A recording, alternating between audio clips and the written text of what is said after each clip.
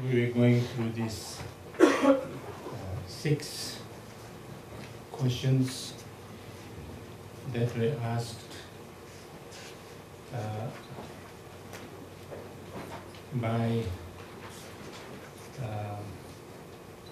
the monk who could see and ask questions and get answers from the great Bodhisattva Avalokiteshvara. And wir werden jetzt die 6 Bewusstseine durchgehen, zu denen der Mönch fragte, der den großen Bodhisattva Avalokiteshvara sehen und auch befragen konnte. And we went through the first 4 questions and answers. Und die ersten 4 Fragen sind wir bereits durchgegangen. Now we come to the 5th question. Jetzt kommen wir zur 5. Frage. And the question is, how many consciousnesses are there? Und die Frage lautet, wie viele Bewusstseine gibt es? And so the answer was, as for the number of consciousnesses, you could say there are 6, or you could say there are 8. Und die Antwort lautet, was die Anzahl der Bewusstseine anbelangt, so können es 6 oder 8 sein. Or if they are grouped together, you could say there is 1. Oder wenn sie zusammengruppiert sind, dann gibt es eins. For example, consciousness is like a monkey inside a house with many windows. Bewusstsein kann man als einen Affen in einem Haus mit vielen Fenstern erklären. You know, there are, in Buddhism also, there are different philosophical schools, and each of these philosophical schools have a different way of explaining things. Im Buddhismus gibt es viele verschiedene philosophische Schulen und sie alle haben eine unterschiedliche Herangehensweise, Dinge zu erklären. And generally, the different Buddhist philosophical schools in India were later on categorized into 4 schools of philosophy, and it was philosophically quite different from each other. Generell kann man sagen, dass die verschiedenen buddhistischen philosophischen Schulen in Indien, da gab es sehr viele und später wurden sie dann in 4 verschiedene Kategorien eingeteilt. And all of them were based on the teachings of the Buddha, sutras of the Buddha. Alle diese waren sehr unterschiedlich zueinander, aber auch alle basierten auf den Lehren des Buddhas. And the Buddha said that he taught different teachings. He taught different approaches. Buddha selbst sagte, dass er unterschiedliche Lehren gab und auch unterschiedliche Herangehensweisen lehrte. And he taught different things and different approaches because it was necessary for different people. Und dies tat er, weil es notwendig war für all die unterschiedlichen Menschen. And that's actually the basis of non-sectarian way of approach in Buddhism. Und das ist sozusagen die Basis für all die nicht sektiererischen Herangehensweisen im Buddhismus. Because if the Buddha, one teacher, had to teach different philosophies and different ways of approach and different paths to his students, then, it is not, it is not possible that there can be only one way, or there can be only one path. Denn wenn man bedenkt, dass Buddha selbst, der nur ein einziger Lehrer war, dass er selbst verschiedene Herangehensweisen und Lehren und Philosophien und Teile zu seinen Studierenden und Schülern lehrte, dann ist es auch nicht möglich, dass es einfach nur einen einzigen Weg oder eine einzige Herangehensweise geben kann. And Buddha even said that he taught 84,000 different approaches and paths because of the need of different people, because people were different from each other. Und Buddha selbst sagte, dass er 84.000 unterschiedliche Herangehensweisen lehrte, da die Notwendigkeit da war von all diesen sehr unterschiedlichen Menschen. So therefore, when he was talking about consciousness also, sometimes he talked about 6 consciousness, like in the Paramita sutras and things like that. He always talks about the 6 consciousness. And then in some of the other sutras, he talks about the 8 consciousness. Und deswegen auch, was die Bewusstseine anbelangt, lehrte Buddha beispielsweise im Paramita Sutra 6 verschiedene Bewusstseine, in anderen Sutren wiederum lehrte er 8 verschiedene. Usually the Madhyamika school of Buddhism talks about 6 consciousnesses, and then the Chittamatra school of Buddhism talks about 8 consciousnesses. Für gewöhnlich spricht die Madhyamika-Schule von 6 verschiedenen Bewusstseinen und die Chittamatra-Schule spricht von 8 verschiedenen Bewusstseinen. And 8 consciousness is, the consciousness of each of these 5 senses, and then the mind consciousness. These are the eye consciousness, ear consciousness, nose consciousness or smell consciousness, then tongue consciousness, or the, taste consciousness, touch consciousness, and then the mind consciousness. These are the 6 consciousnesses. Und was die 6 Bewusstseine anbelangt, da spricht man von den 5 Sinnesbewusstseinen. Das ist dann das Bewusstsein von den Augen, vom Ohr, von der Nase, also vom Riechen, von der Zunge, vom Berühren, vom Schmecken eben durch die Zunge und vom Geist, das Geistbewusstsein. And then when it talks about the 8 consciousnesses, on top of that, then there is alaya consciousness. Alaya is the basic consciousness. Und bezüglich den 8 Bewusstseinen kommt dann noch das Alaya-Bewusstsein dazu, das ist das grundlegendste Bewusstsein. And then another one, what is called as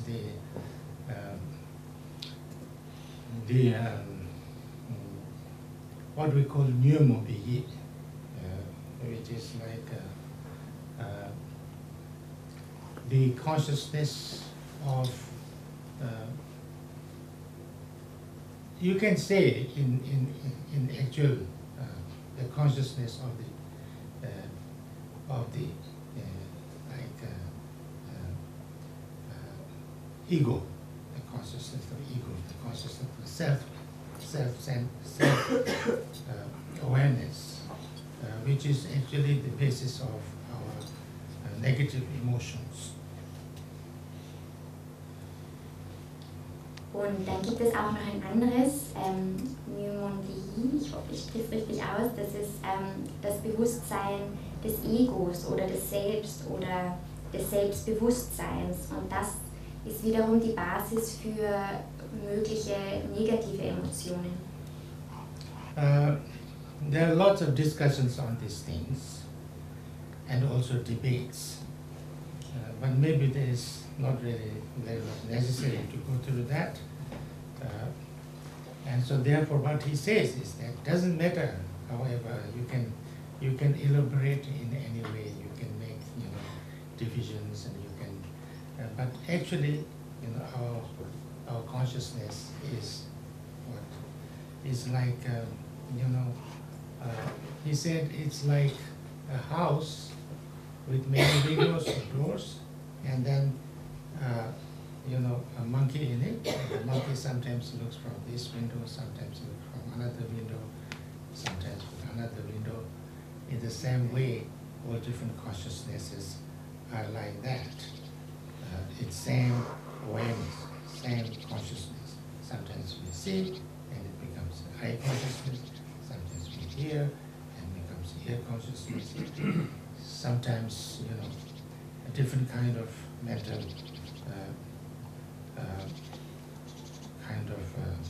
ways of experiencing.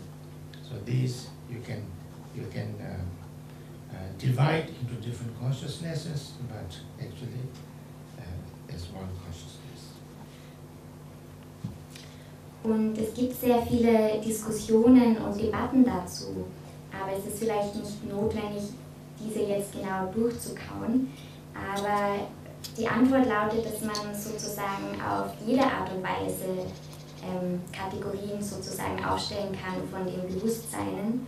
Aber was grundlegend ist, dass das Bewusstsein eben wie ein Haus ist mit sehr vielen Fenstern und Türen und ein Affe lebt darin sozusagen, der durch die verschiedenen Fenster hindurchschaut. Und das Gleiche gilt dann eben den Bewusstseinen. Manchmal sieht man und dadurch entsteht das Augenbewusstsein, manchmal hört man, dazu entsteht dann das Ohrbewusstsein. Und es gibt natürlich sehr unterschiedliche Arten, mentale Arten, Dinge zu erleben. Und die kann man dann eben in unterschiedliche Kategorien einteilen. Aber generell gibt es einfach ein Bewusstsein. While we are talking about these different consciousnesses, this is, I think this main importance is this, that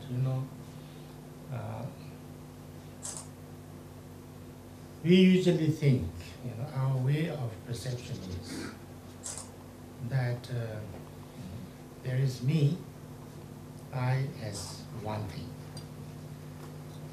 existing on its own, independently, I. And then there is this whole world outside, which is concretely and, what can you say, independently there, outside there. And then I, who is independently here, is experiencing all those things out there. And then what is there is, sometimes good, then I need to get that. Sometimes not good, so I want to get rid of it. I have to get out of that.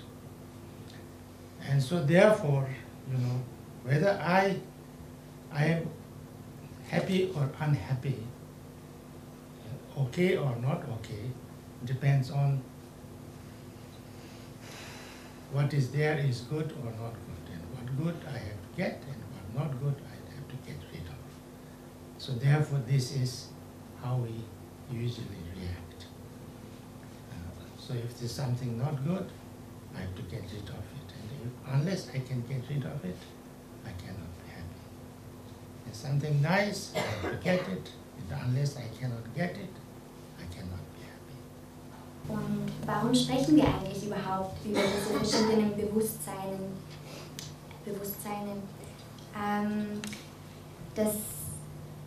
Rinpoche sagt, für gewöhnlich erfahren wir die Welt so, also unsere Wahrnehmung ist so, dass es uns selbst gibt, ich, das ist eine Sache, eine Person, und wir existieren ganz alleine, unabhängig von allen anderen. Und dann gibt es noch eine Welt von uns entfernt, außen herum, und diese Welt im Äußeren existiert auch ganz für sich alleine. Und ich als ich erfahre dann diese Welt für mich allein. All diese Dinge, die außerhalb von mir liegen. Und in diesem Äußeren gibt es dann manchmal gute Dinge, manchmal schlechte Dinge. die schlechten Dinge möchte ich natürlich loswerden und die guten Dinge möchte ich bekommen. Und dann denken wir, dass es davon abhängt, ob man glücklich ist oder nicht glücklich ist, ob man das Gute bekommt oder das Schlechte loswerden kann. Und auf diese Art und Weise reagieren wir dann auch zu den Dingen im Äußeren, da wir denken, wir können nicht glücklich sein, bis wir die schlechten Dinge loswerden, und wir können nur glücklich sein dann, wenn wir die guten Dinge bekommen. But what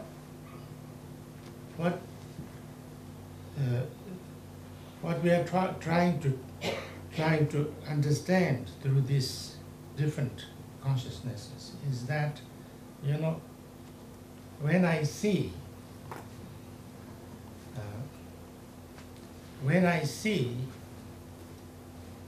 something, is it there is something there, totally something concrete and truly there, and that's is very much kind of independent.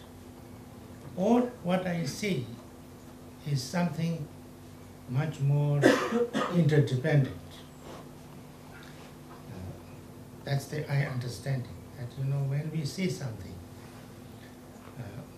maybe there is an object to see, but then you need to have your own eye. If I don't have eye, I can't see. And even if I have eye, I need eye consciousness. If I don't have eye consciousness, you know, like when I'm dead also, I might have eye is still there, but I don't have eye consciousness. So then I cannot see. So when the eye object, eye consciousness, and many other elements put together, the type of eye consciousness I have, the type of eye I have, you know, all this puts together, then I see, and then I see the way I see. Was wichtig ist, dass wir verstehen, ist, was wir verstehen im Hinblick auf all die unterschiedlichen Bewusstseine, ist, dass wenn wir etwas sehen, ist dieses Ding dann wirklich dort und ist es aus sich heraus selbst existierend, wirklich konkret, wahrhaftig, oder ist das, was ich sehe, eher von allem anderen abhängig, interdependent, von allen anderen abhängig. Und das ist Rinpoches Verständnis davon, dass wenn man ein Objekt sieht, dann braucht man seine eigenen Augen dazu. Und nicht nur das, man braucht dann auch das Augenbewusstsein dazu. Denn wenn man tot ist, dann hat man zwar auch Augen, aber eben kein Augenbewusstsein. Und das heißt, ganz unterschiedliche Elemente kommen zusammen, damit man so sieht, wie man sieht, also auch verschiedene Arten von Augen und Augenbewusstsein. Like when I look at something like this tanka or this wall, you know, the tanka on the wall that I see,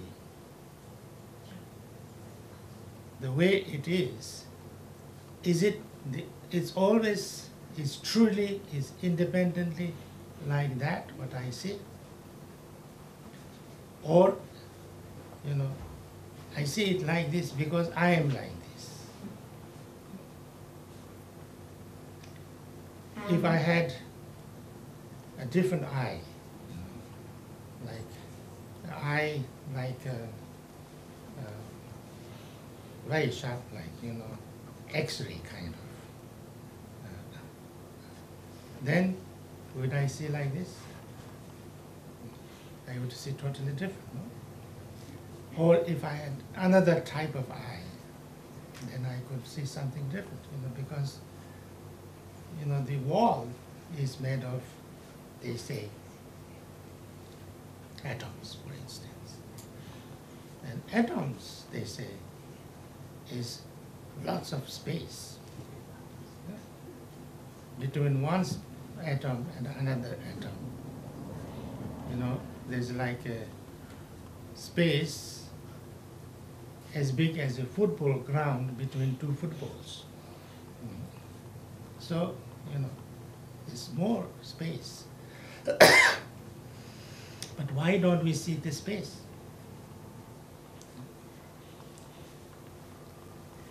Because I'm like this. Wenn man zum Beispiel auch sich ein Tanker ansieht auf der Wand, diese Art von Tanker, die ich sehe, ist sie wirklich auch so, wie ich sie persönlich sehe? Man kann sagen, man sieht die Dinge so, wie man selbst auch ist. Wenn man beispielsweise andere Arten von Augen hätte oder auch zum Beispiel sozusagen mit einem X-Ray, also Ultraschall, glaube ich, Röntgen. Also wenn man auch zum Beispiel mit einem Röntgenblick etwas ansehen würde, würde man dann immer noch das Gleiche sehen? Vermutlich mit ganz anderen Augen sieht man auch ganz andere Dinge.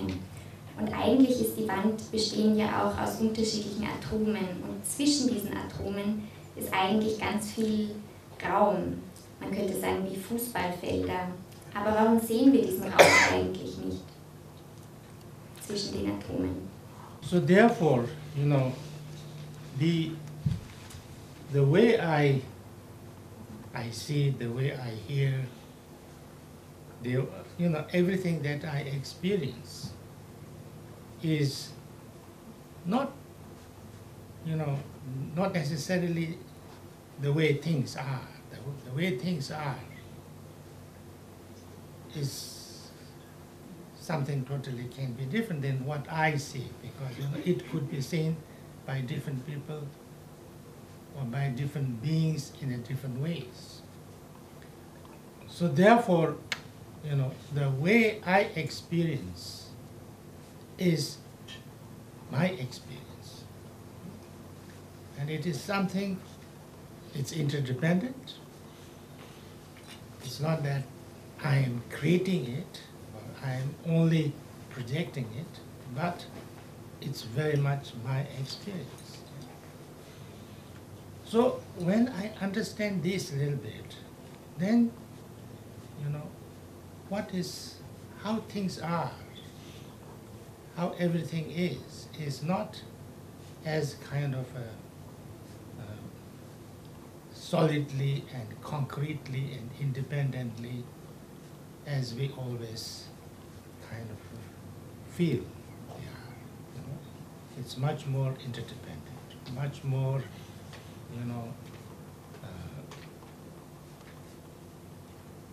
flexible, much more variety, like we can. That's why we can see something, and one person can think this is very beautiful, another person think it's very ugly, and another person can think it's in between. Or some things maybe I cannot see, somebody else can see. So same way with what we hear, what we feel, what we, and so therefore same thing is good, bad,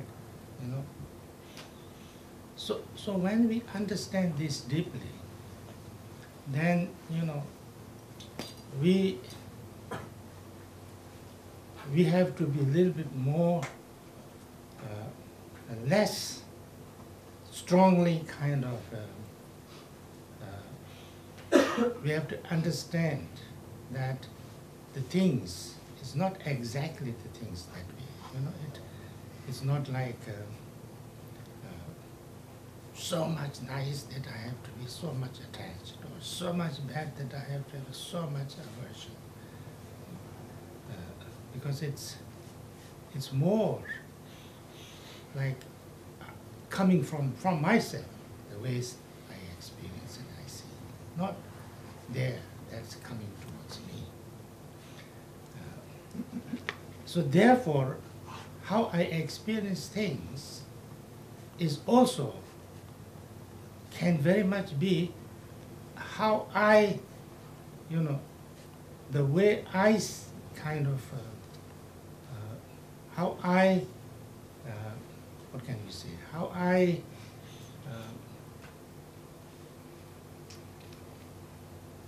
am habituated to experience, how I learn to experience is very important.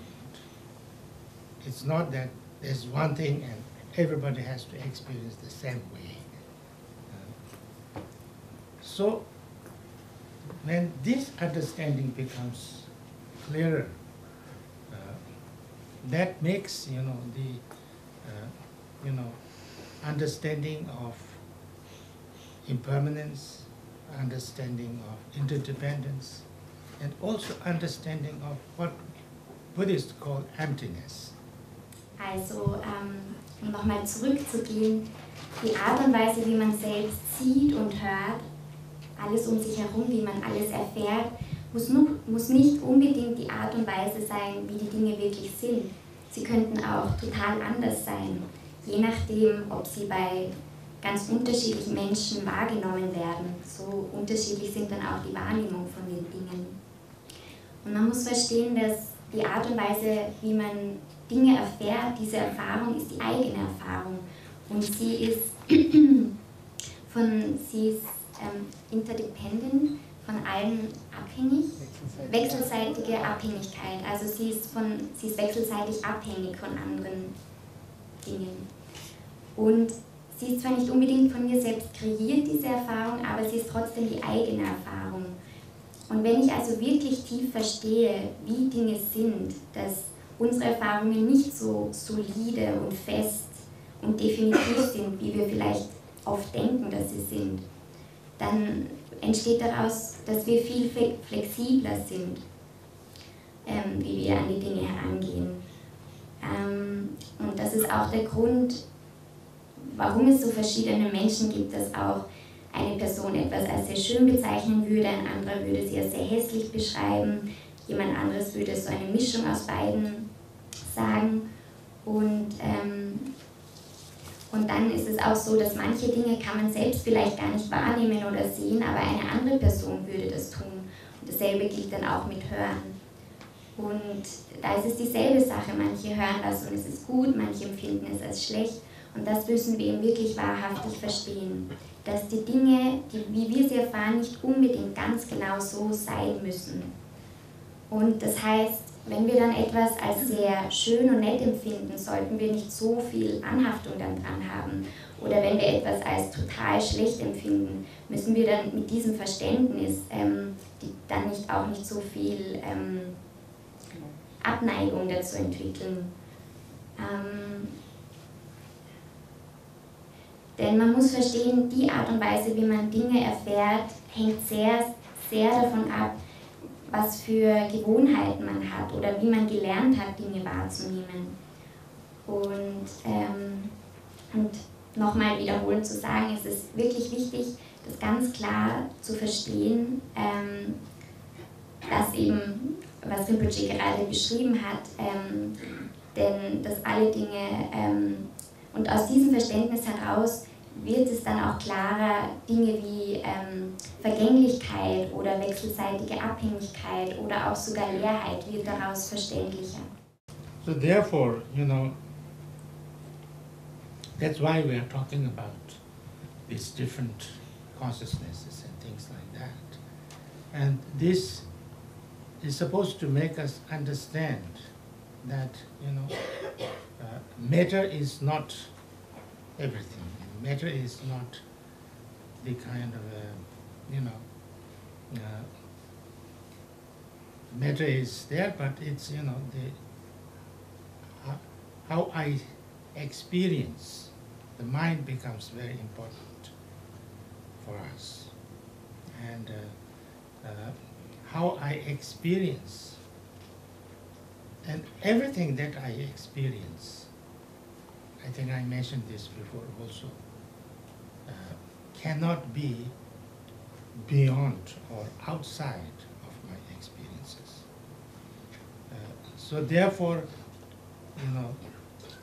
how I experience things becomes extremely important for me, because if I am, I am how happy I am, how unhappy I am, how I am, not depending on how things are, but how I am. And this is the basis of all what we we call spiritual practices, or spiritual trainings, or spiritual path, is that important is to try to kind of try to work on how I experience things.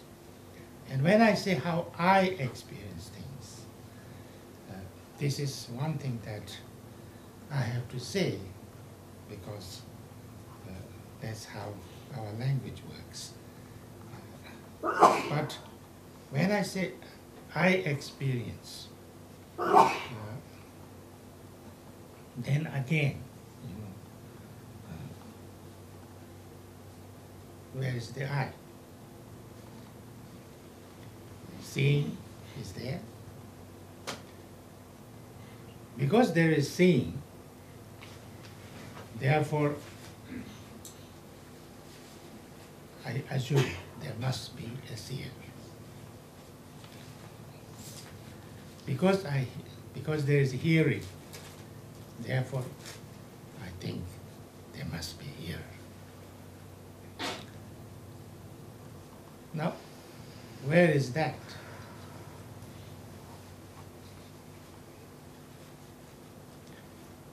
Where is that seer and where is that hearer? And where is that knower? Who has seen it? Und das ist eben der Grund, weshalb wir über all die verschiedenen Bewusstseine sprechen. Und Materie ist nicht alles. Die Materie ist da, aber die Art und Weise, wie ich erfahre, hier wird der Geist sehr wichtig und es kommt auf den Geist drauf an.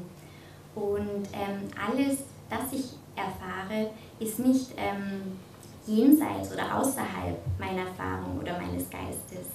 Und deshalb ist die Art und Weise, wie man Dinge erfährt, sehr wichtig für uns. Je nachdem, wie glücklich oder unglücklich oder wie man einfach ist, das ist eigentlich abhängig nur von einem selbst. Und das wiederum ist die Basis aller spiritueller Praxis und aller spiritueller Wege. Nämlich zu versuchen, daran zu arbeiten, wie man Dinge erfährt und wie man, genau. Und dann wiederum, wenn man sagt, wie ich Dinge erfahre, dann ist das muss man sozusagen sagen, denn das ist so, wie unsere Sprache funktioniert, dass man ich sagt. Aber wenn man wieder darüber nachdenkt, wo ist eigentlich dieses Ich? Natürlich ist Sehen da und deswegen denkt man dann, okay, es muss auch einen Sehenden geben. Und ganz genauso gibt es Hören und deswegen denkt man, aha, also es muss auch einen Hörenden geben. Aber wo ist dieser Hörende oder dieser Sehende oder der es weiß? Hat irgendjemand den gesehen? So, if we try to find that, seer or, hearer or knower, then nobody can find it.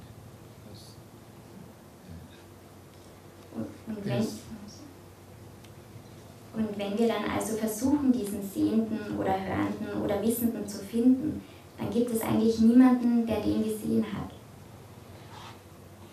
Nobody found it, neither scientists nor meditators nor Buddha, because you can't find it outside your body. You can't find it something inside your body, any part of your body. There's nothing that you can pinpoint and say, oh, it's here, it looks like this.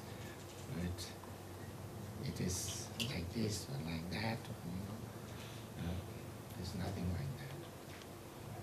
So therefore, not only that object is interdependent and relative, the existing thing, but also the experience, the experiencer is also like that. So what we are is very funny thing. Und niemand hat eben diesen Sehenden und Hörenden oder Wissenden gefunden. Kein Wissenschaftler, kein Meditierender, auch kein Buddha. Denn man kann den Sehenden und so weiter weder außerhalb des eigenen Körpers finden, noch als Teil davon. Man kann nicht sagen, es ist hier oder es schaut so aus. Und deswegen ist es so, dass nicht nur Objekte in wechselseitiger Abhängigkeit stehen und relativ sind, sondern auch die eigene Erfahrung ist so. Und das, was wir selbst sind, ist eine sehr lustige Sache. So therefore, when somebody really deeply understands and experiences this true nature of ourselves, or we have to call ourselves, but it is not something called ourself. How things are. Then,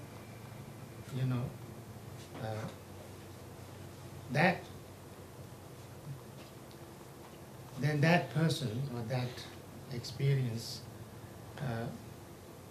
goes beyond or knows very clearly that there's nothing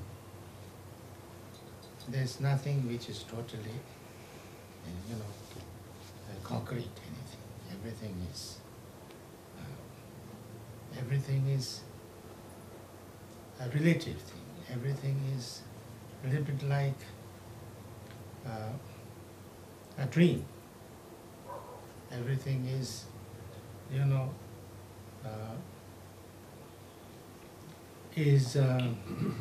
nothing existing independently on its own.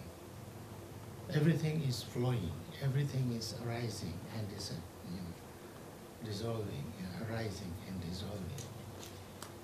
And so therefore, there is nothing that you have to be afraid of. There's nothing that you have to be worried about. There's nothing that you have to feel so,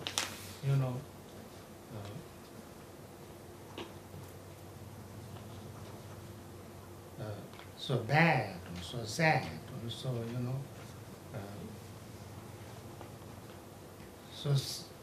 so kind of something that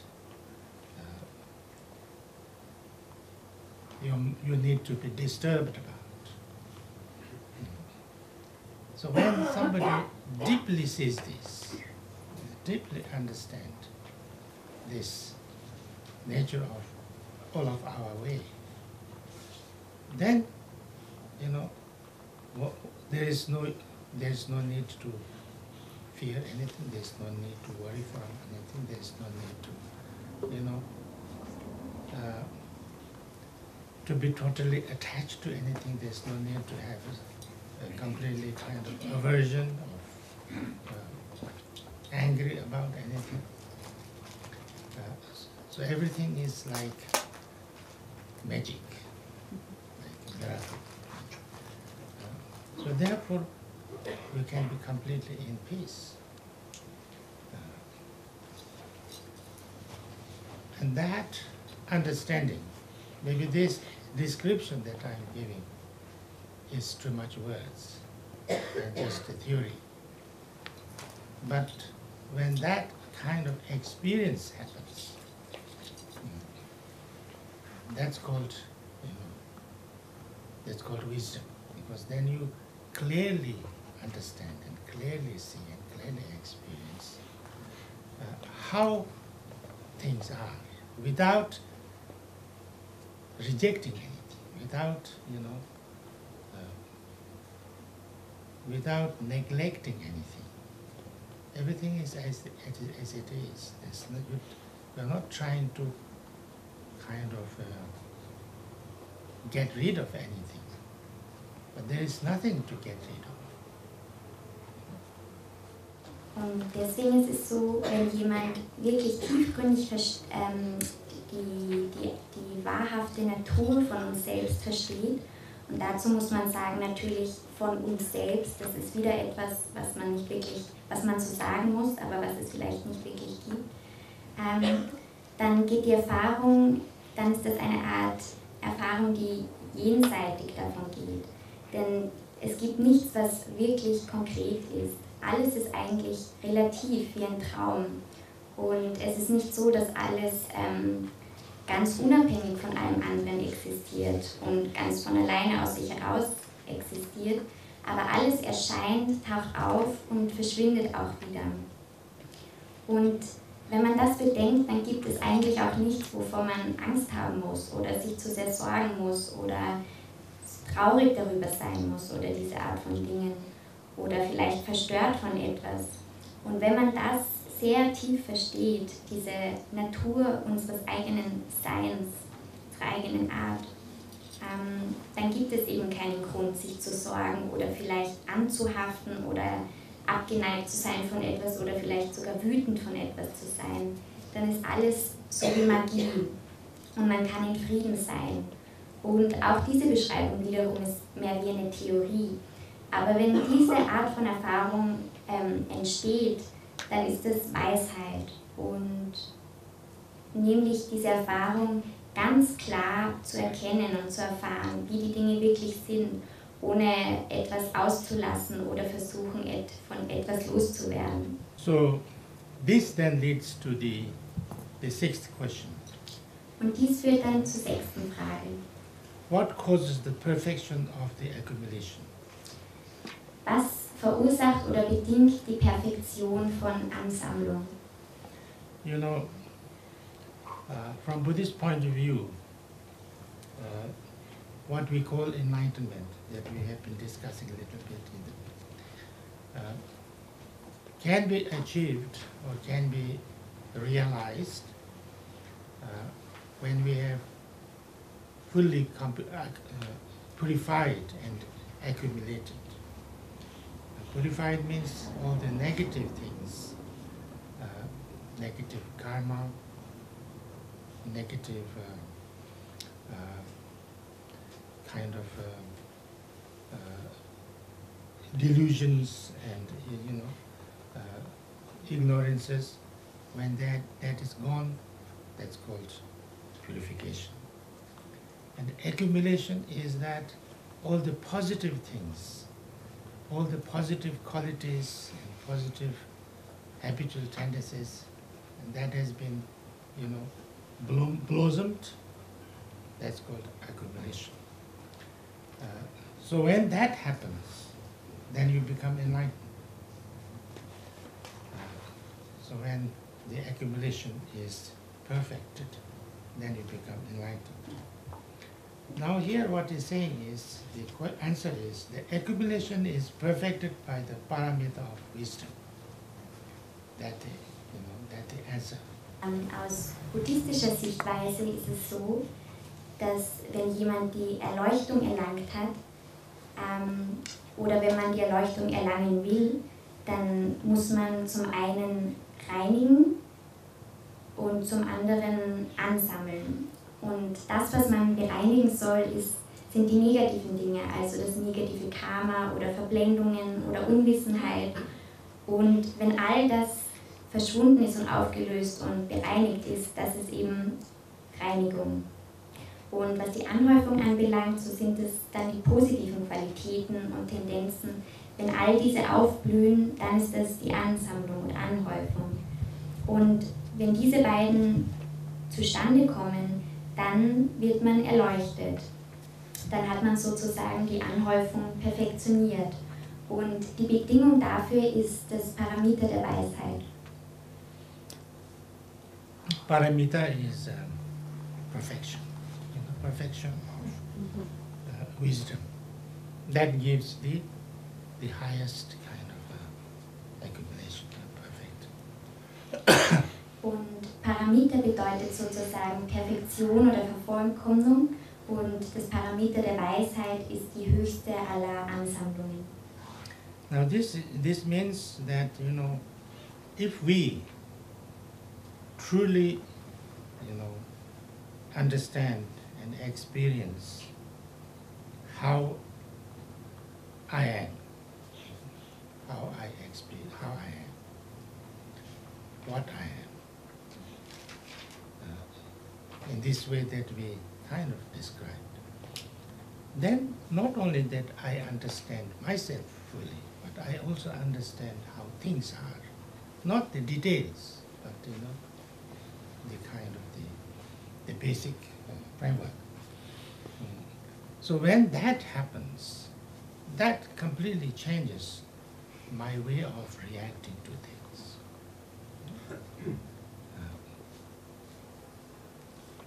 How I react to anything around me, everything around me, and my own emotions also, my own reactions also, how I see myself, how I see others, how I react to everything.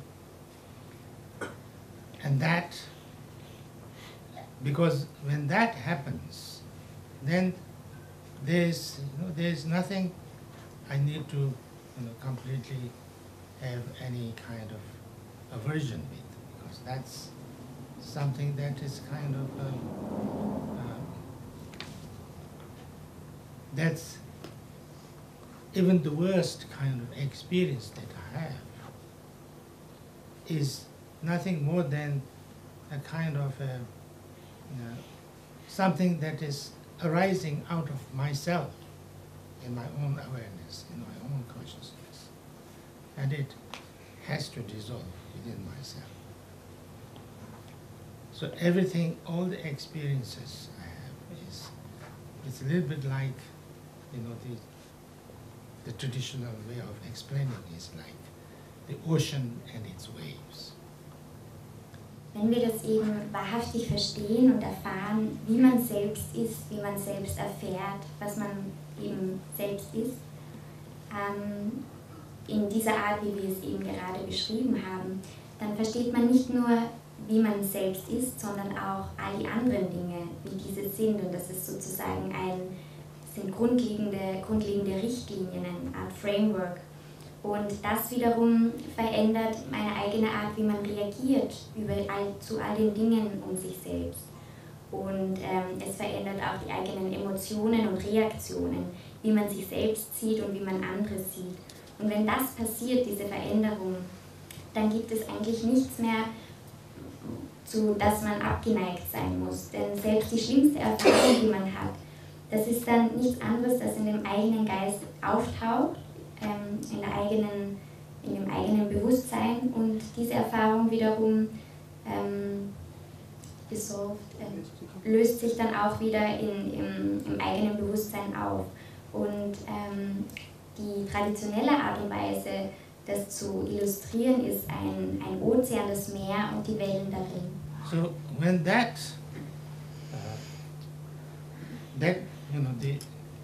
the ocean,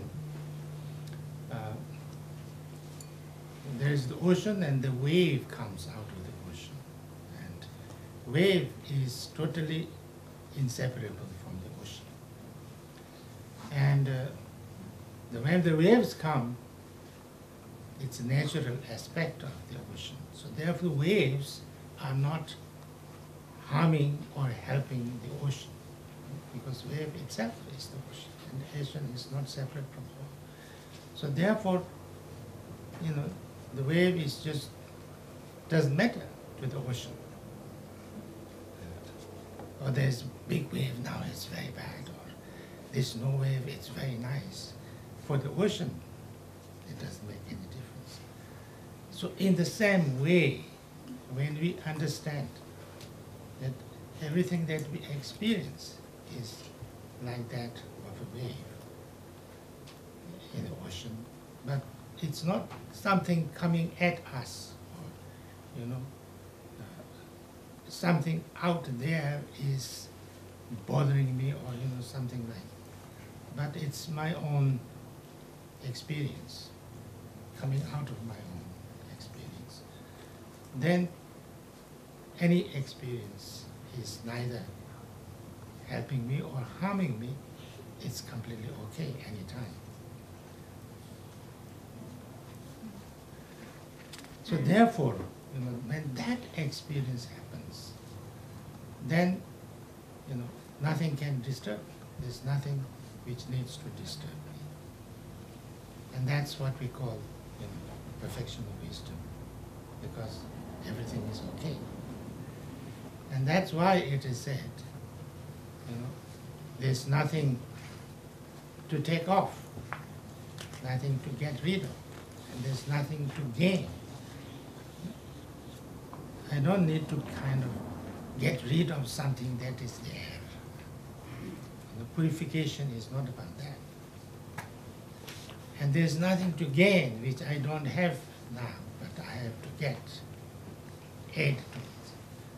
You just have to see and experience the way I usually am, and I already am, and I've always been.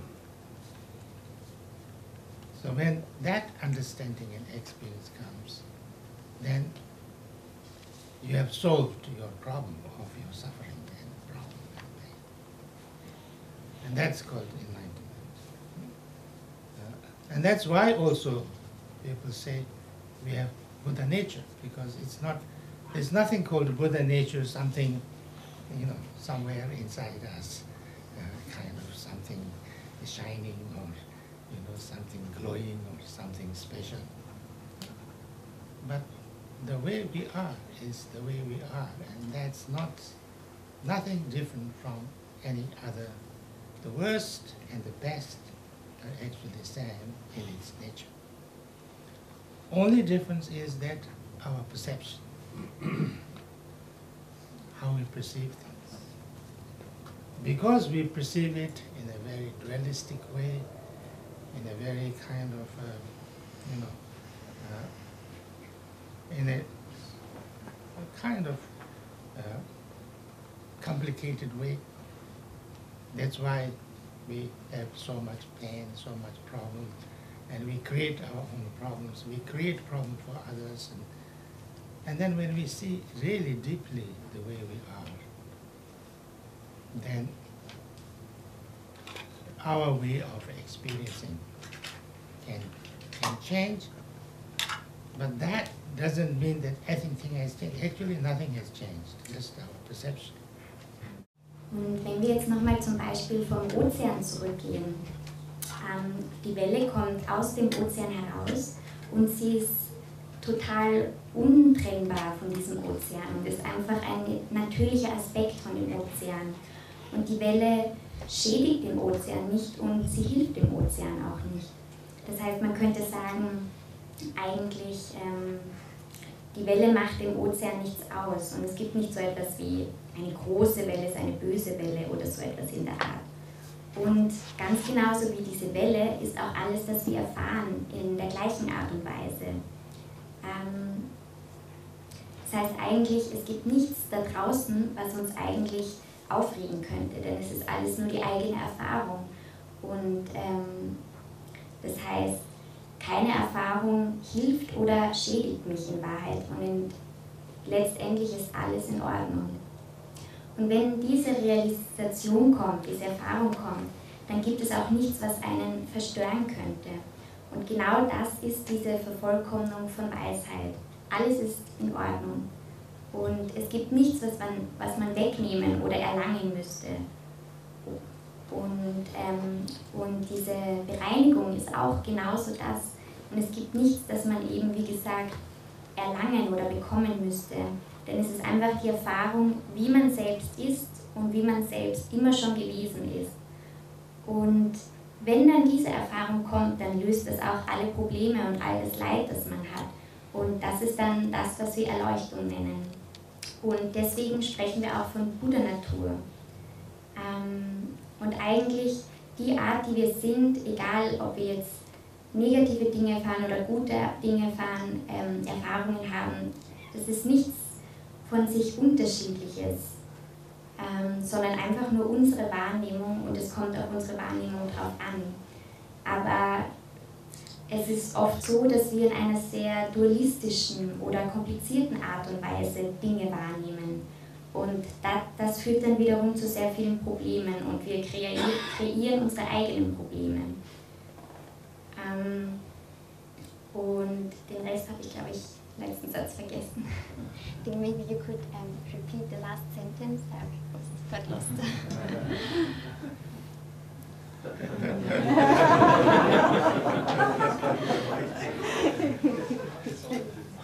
I don't think thing I remember. That's the problem with translation, you know. I think that translators have much more difficulty than the teacher. Yeah. Because teacher can say whatever comes to him. And very few teachers would remember what he said after, But translator has to remember everything, and then you forget, Doesn't matter. There was nothing so important.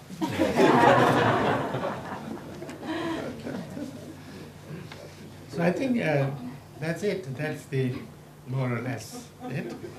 So I think, I don't need to say anymore. You don't need to say anymore.